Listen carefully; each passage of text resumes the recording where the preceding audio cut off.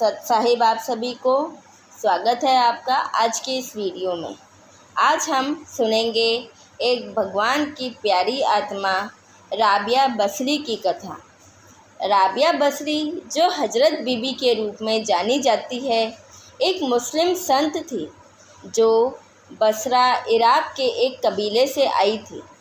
वह एक पुण्य आत्मा थी जिन्हें सर्वशक्तिमान कबीर देव अल्लाह कबीर मिले थे और सतभक्ति प्रदान की, जिसे करके उन्होंने मोक्ष प्राप्त किया। आज के वीडियो में राबिया बसरी की वास्तविक कथा साझा करेंगे और सतभक्ति के महत्व पर प्रकाश डालेंगे, जिसके माध्यम से पूर्ण मोक्ष प्राप्त किया जाता है। हर आत्मा सतलोक यानी अविनाशी स्थान से काल यानी शैतान लोक में अपनी गलती के कारण आई है। सतलोक में बुढ़ापा और मृत्यु नहीं है और इसलिए कोई पीड़ा नहीं होती। वहाँ पर संपूर्ण सुख है। जो सुविधाएं काल लोक के स्वर्ग और महास्वर्ग में भी उपलब्ध नहीं है, वो सभी सतलोक में हर हंस आत्मा के लिए बिना कर्म किए बिल्कुल मुफ्त उपलब्ध है, जबकि काल लोक के स्वर्ग और महास्वर्ग में सभी सुख और सुविधाओं का भुगतान किया जाता है। वह सुविधाएं साधक की कमाई के बदले में प्रदान की जाती है। काल की अपनी इच्छा के अनुसार दर होता है। 25% कमीशन अलग से है। सबसे बड़ा अंतर यह है कि सतलोक में मृत्यु नहीं होती, जबकि काल के लोक में मृत्यु सिर पर बनी रहती है, जो दुखदाई है। मृत्यु से भी बदतर है बुढ़ापा, जो सतलोक में नहीं होता है। राबिया की वास्तविक कथा प्रारंभ करने से पूर्व आइए पहले हम आपको राबिया वाली आत्मा के पिछले कुछ जन्मों का विवरण दें। राबिया बसरी के पिछले जन्म कौन से थे? महान संत गरीबदास जी महाराज की पवित्र वाणी का अंग। कलयुग में राबिया बसरी की आत्मा सतयुग में दीपिका वाली आत्मा थी, जो ऋषि गंगाधर की पत्नी थी, जिन्होंने सतयुग में सर्वशक्तिमान कबीर देव, जो सतयुग में लीला करने के लिए शिशु रूप में प्रकट हुए थे, का पालन पोषण करके अपने कर्मों को प्रफुल्लित करने में कामयाब रही। ऋषि गंगाधर वाली आत्मा ने त्रेता युग में ऋषि वेद विज्ञ के नाम से जन्म लिया और दीपिका वाली आत्मा ने सूर्या नाम से जन्म लिया। वह ऋषि वेद विज्ञ से विवाहित हुई। त्रेता युग में सर्वशक्तिमान कबीर देव ऋषि मुनींद्र के रूप में विद्यमान रहे। त्रेता युग में सर्वशक्तिमान कबीर देव लीला करते हुए एक कमल के फूल पर शिशु रूप में प्रकट हुए, जैसे वह सतयुग में प्रकट हुए थे। ऋषि वेद विज्ञ, जो उस समय निसंतान थे, शिशु रूप सर्वशक्तिमान कबीर देव को अपने घर ले आए। फिर उनकी पत्नी सूर्या शिशु रूप सर्वशक्तिमान कबीर देव का पालन पोषण और सेवा करके अपने शुभ कर्मों को बढ़ाने में कामयाब रही। यही दीपिका वाली आत्मा ने कलयुग में मुस्लिम धर्म में राबिया के नाम से एक लड़की के रूप में जन्म लिया। राबिया परमेश्वर कबीर जी की पूजा में दृढ़ थी, यहाँ तक कि उसने निकाह करने से भी इनकार कर दिया था, क्योंकि सतगुरु कबीर देव जी जिंदा बाबा के रूप में जंगल में उस पुण्य आत्मा को मिले थे, जब वह अन्य महिला साथियों के साथ पशुओं का चारा लेने गई हुई थी।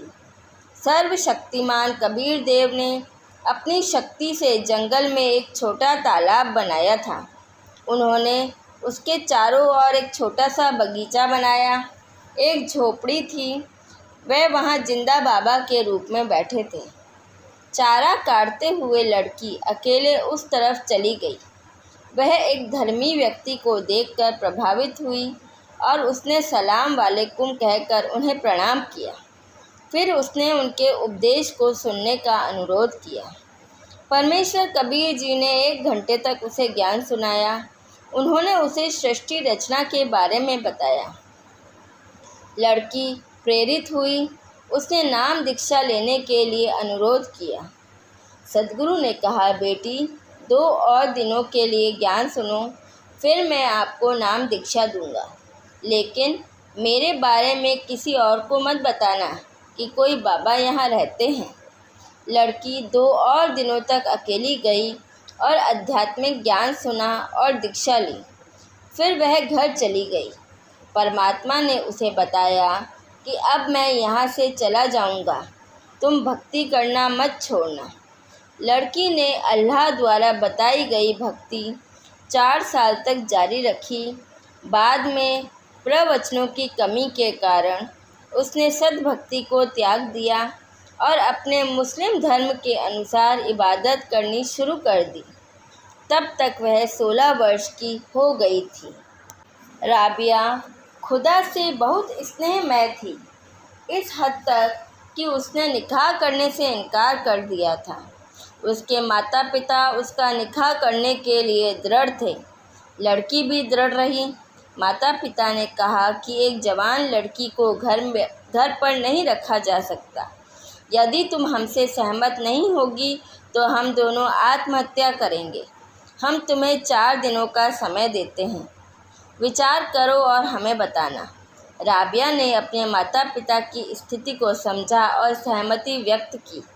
उसने विचार किया कि वह निकाह के लिए सहमत हो जाएगी, लेकिन अपने पति से अनुरोध करेगी कि वह प्रजनन के कार्य में भाग नहीं लेगी, क्योंकि उसका उद्देश्य भक्ति करना और अपना कल्याण करवाना है। बेशक वह अपने पति को किसी और से विवाह करने के लिए कहेगी, लेकिन अगर वह असहमत हुआ तो वह अपना जीवन समाप्त कर देगी। यह सोचकर लड़की ने अपनी माँ और पिता को निकाह के लिए स्वीकृति दे दी। वह एक अधिकारी से विवाहित हुई। वह मुस्लिम अधिकारी भगवान से डरने वाला था, लेकिन वह कोई विशेष पूजा नहीं करता था। निकाह के बाद रात के समय पति ने राबिया से मिलन के लिए कहा, जिसे उसने दृढ़ता से मना कर दिया। उसने उसे बताया कि वह भक्ति करना चाहती है। उसने कहा, यदि आप चाहते हैं तो आप फिर से शादी कर सकते हैं। मुझे अपने आंगन में एक झोपड़ी बनवा दें, मैं रह लूँगी। भगवान से डरते हुए और शालीनता से पति ने राबिया से कहा, यदि आप आदमी के साथ मिलन का इरादा नहीं रखती हैं, यानी आप संतान उत्पत्ति नहीं करना चाहती थी, तो आप निकाह के लिए रजामंद क्यों हो गई?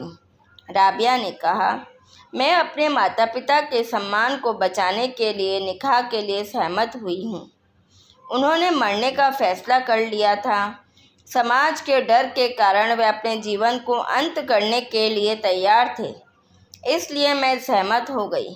अगर आप मुझे मिलन के लिए मजबूर करेंगे तो मैं आत्महत्या कर लूँगी। यह मेरा अंतिम निर्णय है। पति ने कहा, राबिया बसरी, यह अच्छा है कि आप अल्लाह के लिए समर्पित हैं, लेकिन मेरी माँ और पिता की भी समाज में इज्जत है। मेरा फैसले भी सुनो। आप बिना अनुमति के घर छोड़कर नहीं जाएंगी। आप अपनी भक्ति करो। समाज की दृष्टि में आप मेरी पत्नी बनी रहोगी, लेकिन मेरे लिए आप एक बहन की तरह होगी। मैं आपको किसी भी चीज़ की कमी नहीं होने दूंगा। आप भक्ति करना जारी रखो। आपकी सेवा करके मुझे भी लाभ होगा। मैं किसी और से शादी कर लूँगा। फिर उसने किसी और से शादी कर ली और राबिया को अपनी बहन के रूप में रखा। उसने उसकी सभी सुविधाओं को अच्छे से ध्यान रखा। आगे जाकर राबिया बसरी के जीवन में क्या क्या घटित हुआ, यह जानने के लिए हमारे साथ बने रहिए। मैं आपको आगे की कथा कल के वीडियो में बताऊंगी। हमारे साथ बने रहने के लिए धन्यवाद। सत साहिब।